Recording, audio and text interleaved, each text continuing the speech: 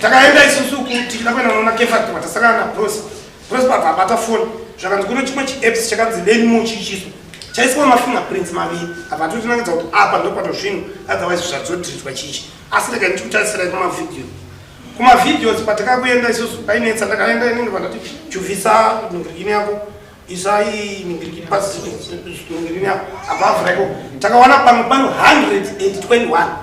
pamwe panga pano 70 pamwe pano 8 pamwe pano 9 pamwe pacho pano 2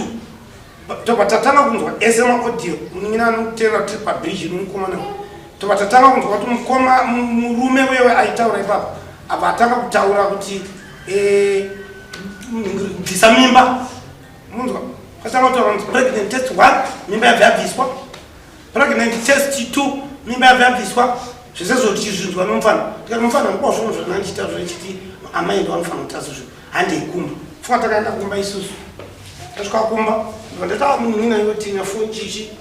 ningina avatanga kutinya foni atinya foni apapedza amai acho vaisawabvanzwa maaudios yese chichi zvese papedza izvozvo amai vakatendeuka kuno mwana ndikuwanyepera mudzimai wangu mudzimai wangu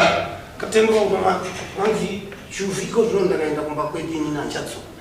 ndikati aiwa machifu hatisi kutazvo kuti imi munoenda kumba kwedu imini zvomaitani ndizvokutaura kuti imi minomunimina ndinyo masara kuti mumbokansira mwana muchiita sei imimi as long amachimaita kuti mberi muchiitisa kuti mwana aende kuchikoro muchimbokansering chaicha imini chikugara naye pasi ndakukupai 2 days ndisani ndaudza chikove. These and more stories. Tune in to Zim News Bit TV with Robert Tafumani.